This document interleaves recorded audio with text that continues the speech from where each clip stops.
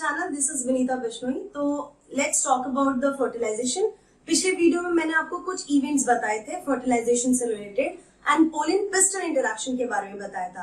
अब इस वीडियो में हम फर्टिलाइजेशन के कुछ और इवेंट्स के बारे में बात करेंगे और ultimately we will talk about the fertilisation.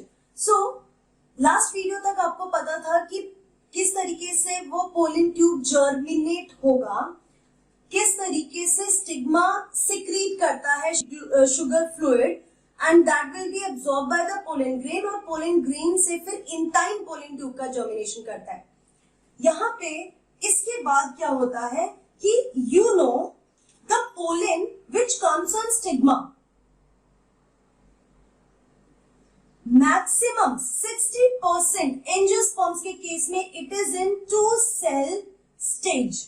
2 cell stage का मतलब कि there will be one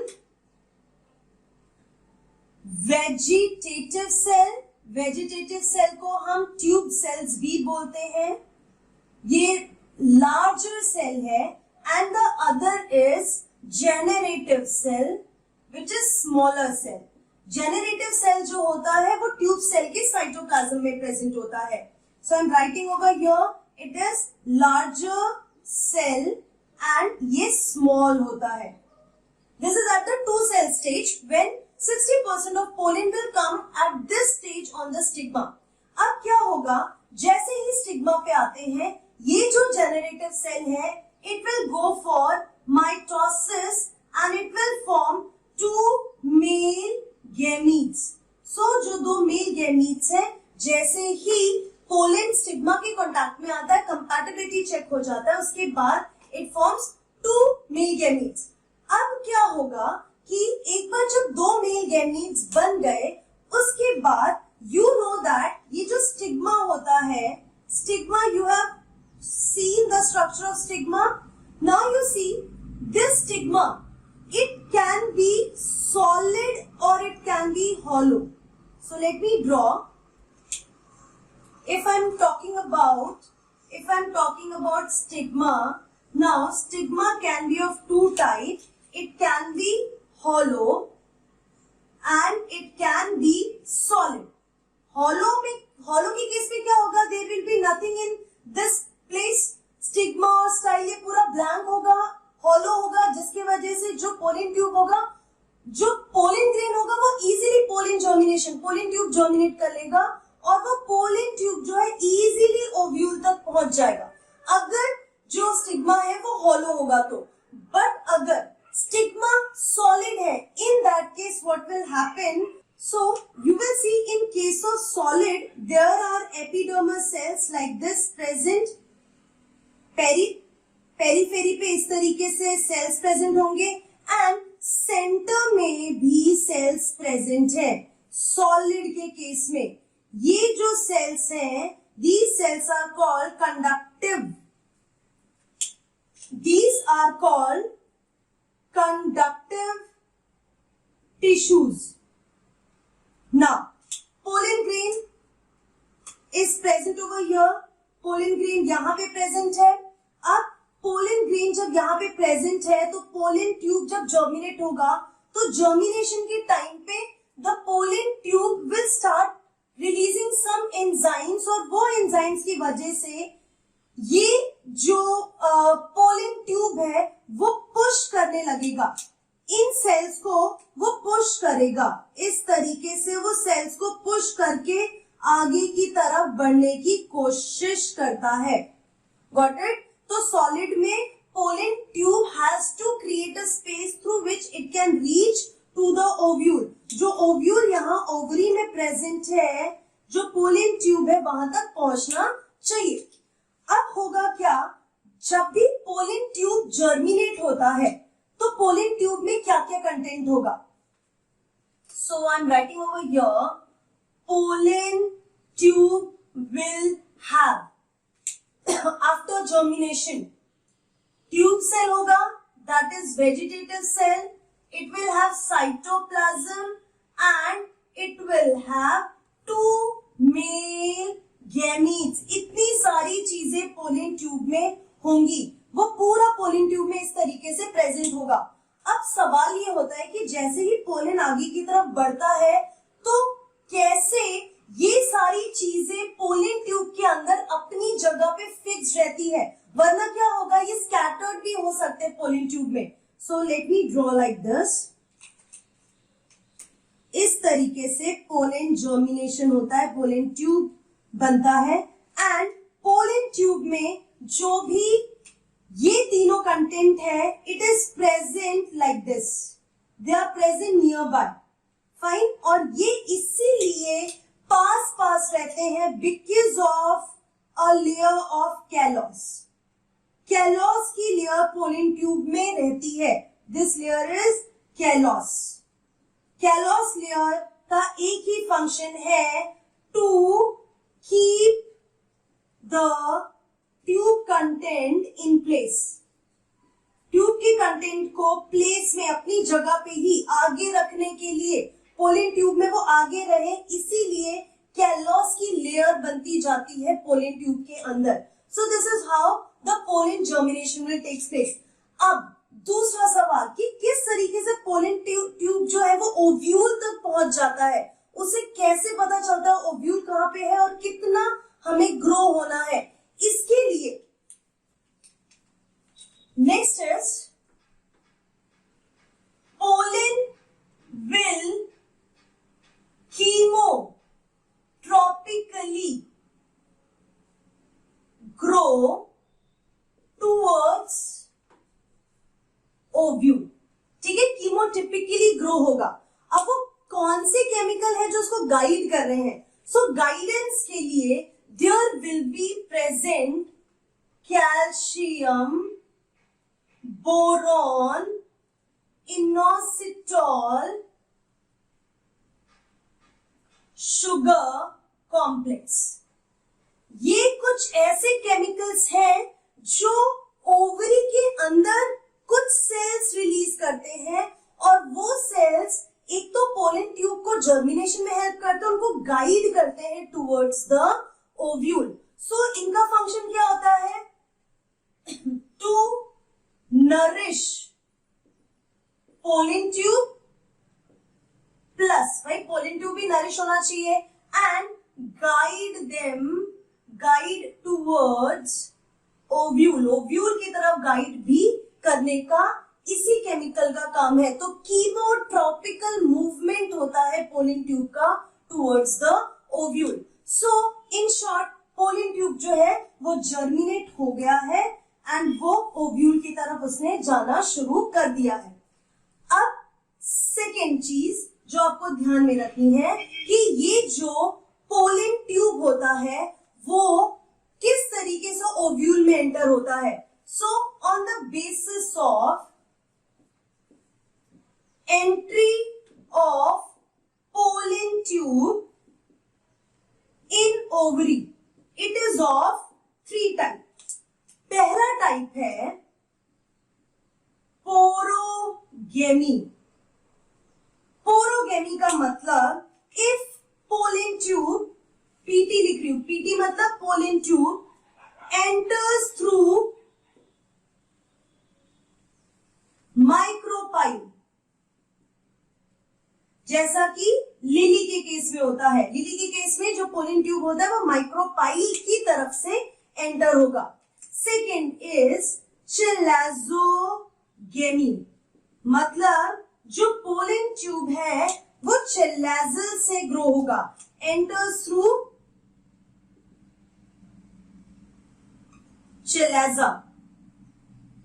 चिलाजल and it happens in case of betula. Third type है mesogamy. Mesogamy means through integuments.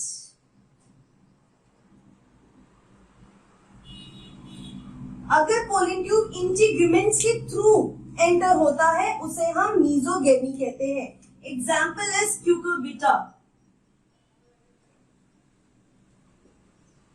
So this is how pollen tube will enter into the ovule. So ovule में enter होने के 3 तरीके हैं, या फिर वो micropyle की तरफ से एंटर होगा ओव्यूल, और ओव्यूल एम्ब्रियो सैक में। दूसरा चिलाजोगेमी, चिलाजोगेमी का मतलब होता है कि वो चिलाजिल एंड से एंट्री होगा, एंड मीजोगेमी मतलब वो इंटीग्यूमेंट्स के थ्रू एंटर हो रहा है। But remember one thing very carefully, चाहे वो किसी भी तरीके से ओव्यूल में एंटर हो, pollen tube enters in embryo sac from micropyle end of embryo sac. So यहां पे ये रहा embryo sac. So embryo sac में चाहे ओव्यूल में कैसे भी एंटर हो pollen tube, but embryo sac में वो माइक्रोपाइलर एंड की तरफ से ही जाएगा। सो अगर मैं चिलाजिल एंड कहती हूँ, ये माइक्रोपाइल एंड कहती हूँ, सो पोलन ट्यूब जर्मिनेट हो सकता है चिलाजिल की तरफ से, बट चिलाजिल की तरफ में एंटर होने के बाद भी it will move and it will enter through the micropyle. दूसरा ब्लू कलर से ड्रॉ करती हूँ, चिलाजोगेमी का मैंने बताया। दूसरा मीजोगेमी में पोलन ट्यूब जो है वो इंटीग्यूमेंट्स के थ्रू जा रहा है, बट अल्टीमेटली वो वापस माइक्रोपाइल से ही एंटर होगा, एंड माइक्रोपाइल में सिंपल वो ovule and then embryo sac, दोनों के केसेस में वो माइक्रोपाइल की तरफ से ही एम्ब्रियो सैक में एंटर हो रहा है। सो रिमेंबर दिस, बच्चे कंफ्यूज हो जाते हैं कि एम्ब्रियो सैक में तो वो चिलाजिल की तरफ से एंटर हो रहा है, नहीं, एम्ब्रियो सैक में वो एंटर माइक्रोपाइल की तरफ से ही होगा, ओव्यूल में इन तरीकों से वो एंटर हो सकता है। सो ये हो गई एंट्री पोलन ट्यूब की। Now what happens, you just take the screenshot, के बाद मैं वो सारे इवेंट्स को डिस्कस करूंगी। Okay, so you can see this is the ovule का स्ट्रक्चर मैंने ड्रॉ किया है, जिसके बारे में मैं ऑलरेडी आपको बता चुकी हूँ।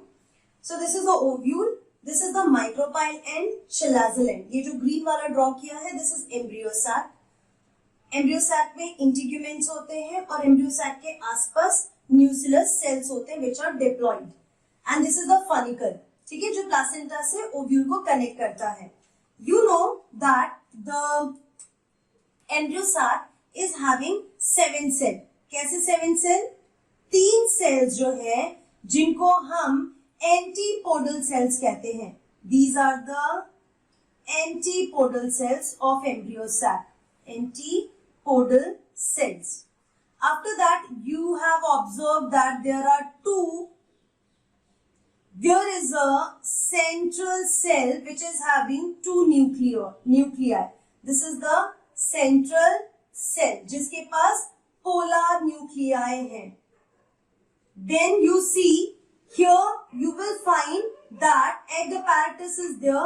Egg apparatus जो है उसमें 2, so what you will see, 2 synoid cells are there और synoid cells से पीछे इस तरीके से ovule present है, and आप इस structure को बोलते हैं egg apparatus. अब egg apparatus is having 1 egg cell plus 2 synoid cells. Now what happens, as you have seen already, the pollen tube is coming over here. Pollen tube जो है इस तरीके से embryo sac तक पहुंच जाता है, and pollen tube having 2 male gametes which has to enter into the embryo sac. इन दोनों male gametes को embryo sac के अंदर enter होना है. So I have taught you in my previous videos कि ये जो synoid cells है, एक synoid cells तो बहुत पहले ही degenerate हो जाता है, they are very short lived. जो दूसरा सिनोजिड सेल्स है वो एक फिलीफॉर्म अपैरेटस, जब भी वो डीजेनरेट होने लगते हैं, so they will form a broad finger like projections, that is called, these finger like projections are called filiform apparatus. ये जो फिलीफॉर्म अपैरेटस होता है इसका फंक्शन होता है guides pollen tube to release male gametes. ये याद रखना है कि जो degenerating synoid cells होते हैं, degenerating synoid cells के पास फिलीफॉर्म अपैरेटस होता है, that is finger like projections. So ये finger like projections pollen tube को गाइड करता है that from here you have to release the male gametes. तो फिलीफॉर्म अपैरेटस ने गाइड कर दिया. नाउ ये जो पोलन ट्यूब है it will release its two male gametes into the embryo sac. Now what will happen to these male gametes? तो सबसे पहले वाला, so first thing which going to happen is one male gamete will fuse with egg cell. Egg cell के साथ fuse होगा and this is called fertilization. And इस specific type के fertilization को बोला जाएगा सिनगेमी. मतलब सेम टाइप के गैमीट्स ने फ्यूजन किया है and after fusion they will form zygote which will be diploid and zygote will further develops and forms embryo. Fine. So what is happening over here? One male gamete has fused with one egg cell, और आप उसे female gametes भी बोल सकते हैं. ये दोनों haploid है. सिनगेमी के बाद they will make zygote. The second step which is going to happen here is after means ये होगा आफ्टर फर्टिलाइजेशन, आफ्टर सिनगेमी. जो सेकंड मेल गैमीट है, male gamete will fuse with central cell, और आप उसे polar nuclei भी बोल रहे हैं. तो वो फ्यूज होता है and after it's fusion primary endosperm nuclei will form. And this is haploid, this is diploid, because you see there are two nucleus in one cell. And then haploid and diploid will form triploid cell, and this process is called triple fusion. So because there are two male gametes which are fusing with the different parts of the embryo sac, this fertilization in case of angiosperm is called double fertilisation. आपने इसके बारे में third chapter standard 12 में पढ़ा है. So double fertilization का simple सीधा मतलब है सिनगेमी. सिनगेमी जब मेल गैमीट फीमेल गैमीट के साथ फ्यूज होता है, and second is triple fusion. इन दोनों को मिलाकर हम बोलते हैं डबल फर्टिलाइजेशन, क्योंकि दो मेल गैमीट हो तो दो अलग अलग सेल्स के साथ फर्टिलाइज हो रहे हैं. It is called double fertilisation. तो आंख बंद करके याद रखना है, एंजियोस्पर्म्स में डबल फर्टिलाइजेशन होता है. सो पहले फर्टिलाइजेशन को सिनगेमी कहते हैं जिससे जाइगोट बनता है. दूसरे फर्टिलाइजेशन को हम ट्रिपल फ्यूजन कहते हैं क्योंकि तीन न्यूक्लियाई फ्यूज हो रहे हैं और उससे प्राइमरी एंडोस्पर्म न्यूक्लियाई बनेगा जिससे आगे जाके एंडोस्पर्म बनेगा, खाना बनेगा डेवलपिंग एम्ब्रियो के लिए. और इन दोनों को मिला के हम डबल फर्टिलाइजेशन कहते हैं in case of angiosperm. And double fertilisation was first reported by S.G. Navastin in 1898. तो उनके वजह से डबल फर्टिलाइजेशन के बारे में पता चला. So this is how fertilization is taking place in angiosperms. So double fertilization होता है angiosperms के अंदर. उसका मतलब दो मेल गैमीट दो अलग सेल्स के साथ फर्टिलाइज होते हैं. पहला फर्टिलाइजेशन को सिनगेमी कहते हैं, where one male gamete will fuse with one female gamete and result will be diploid zygote which will develop into embryo. Later on, second male gamete will fuse with the central cell which is already diploid, and result of that triploid nucleus will form. जिसको हम triple fusion कहते हैं. So this is a very important topic. So hope you understood. अब इसके बाद हम post fertilization event के बारे में बात करने वाले हैं. So see you in my next video. Till then, keep learning and be safe.